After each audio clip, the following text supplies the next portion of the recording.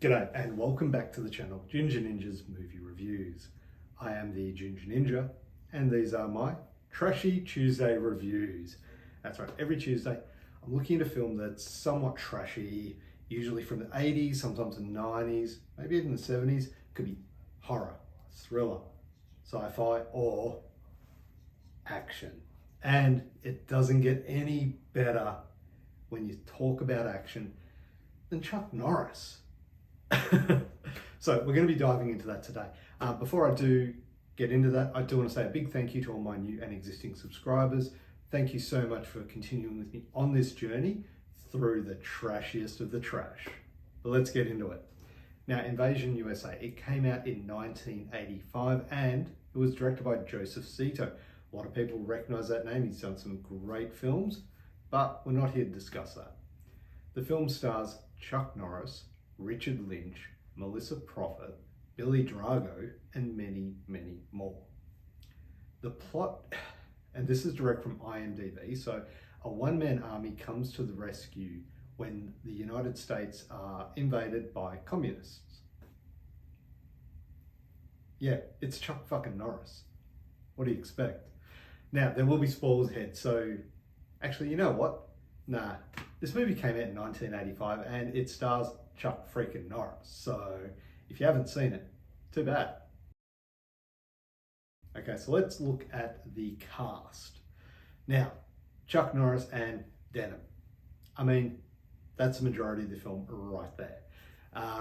Now, Chuck Norris is at the peak of his powers in Invasion USA.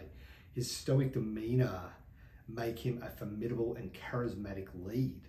His portrayal of Matt Hunter solidifies his status as an action icon, and his steely glare, his cheesy action movie one-liners with trademark deadpan delivery, that just adds to several memorable key moments that have helped this movie become legendary among the genre. Richard Lynch as Rostov. Overall, the villains of the piece are portrayed as your stereotypical Cold War era manner. They're menacing, ruthless, and they're out to destroy the American way of life. However, Richard Lynch's portrayal of Mikhail Rostov is noteworthy within the context of the film genre. He just brings this menacing presence right to the character and presents him as a ruthless and cunning antagonist. His performance is marked by a certain intensity and charisma that adds some depth to the character, even in a film primarily focused on action rather than complex character development. Lynch's physical appearance, including his distinctive facial scars, adds to the overall menacing aura of Rostov. His ability to convey a sense of cold calculation and ruthlessness, it's effective in creating a memorable villain, even if the character's motivation and backstory are actually somewhat limited.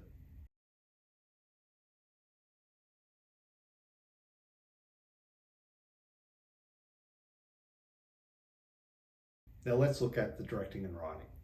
Now, Invasion USA is not known for its nuanced storytelling. It excels in delivering what its audience crave: unrelenting action and bigger-than-life invincible heroes. Invasion USA embraces a gritty and raw visual style with explosive set pieces reflecting the era's action film aesthetics. The cinematography effectively captures the chaos of the invading forces and the resilience of our American hero. The film's production values are well in line with the standards of 1980s action cinema. Coming out in 85, this was smack bang in the middle. The practical effects, including the explosions and stunts, just add to the gritty and visceral atmosphere. And the explosions are massive and they look good.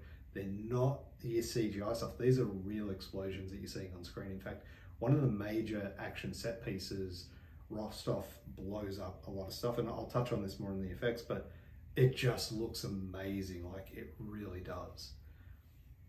Now, the script itself, it prioritizes action over character development, as I mentioned with the characters' backstories, And this results in a lack of depth in the narrative.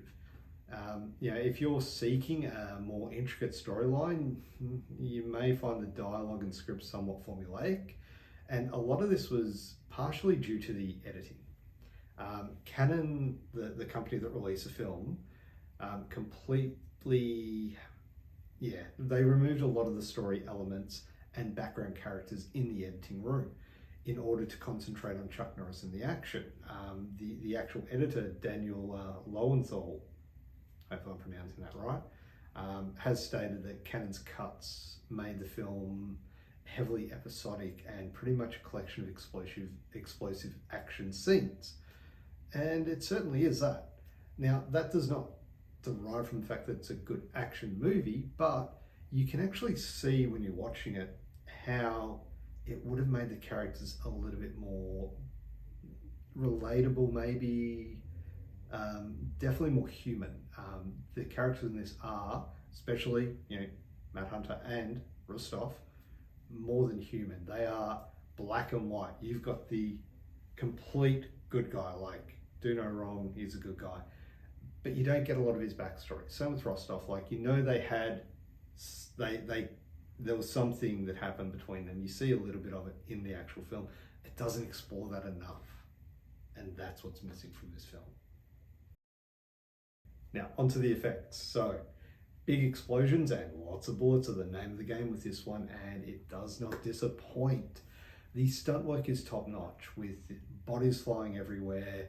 You've got Chuck Norris kicking ass. There are explosions rocking the screen.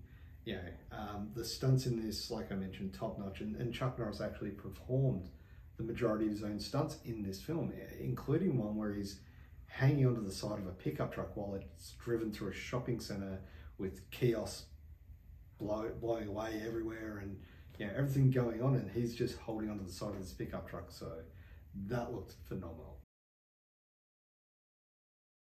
Now, rewatchability. Look, if you're after some no-nonsense, no-brainer action, look no further.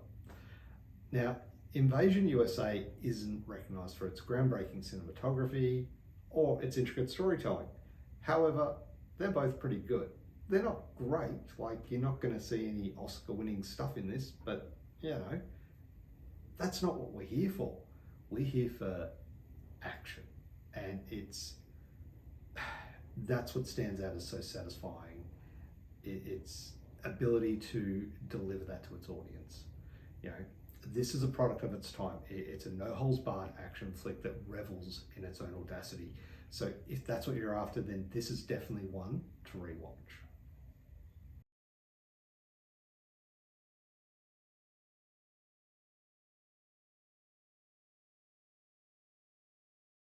So overall, look, while this is an absolute classic and a slice of pure 80s gold, modern audiences may find that the overall film is clunky and lacks the stylized action of modern films.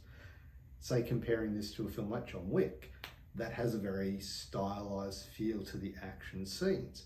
This one, it takes its time in building up to those set pieces and those action scenes. But Invasion USA is really a no-nonsense action film, and it delivers the cheesy action topped with cheesy one-liners like a cheesy slice of pizza. It's a prime example of a Reagan-era action film where American exceptionalism and black and white portrayal of good versus evil were prevalent in those times. So if you're looking for a dose of unapologetic retro action with a healthy dose of patriotism, then Invasion USA is a fun ride that encapsulates the spirit of 1980s action cinema. Overall, for a score, I would give Invasion USA an 8 out of 10. So there you have it. That is my review of Invasion USA. Look, it's not the trashiest action film out there by no means, but it's still a lot of fun to watch. And it is that trashy action that drew me into this one. So have you seen this film? What did you think of it? Let me know down in the comments below. I'd really like to hear your thoughts on this one because I really dug it. Did you? Let me know. Anyway, before I go, don't forget to hit that like button. Would be appreciated. And of course, if you haven't already, subscribe to my channel for future content. You know, I'm going through my Trashy Tuesdays. I'm going through a new franchise Friday is kicking off this week, so make sure you tune into that. That'll be out on Friday, Australian time, which, you know, depending on where you are in the world, could be the same. I don't know, but check it out. You won't be disappointed in that, hopefully. But look, I'm, you know, just talking shit right here. But anyway, thank you very much for watching. Have a great day.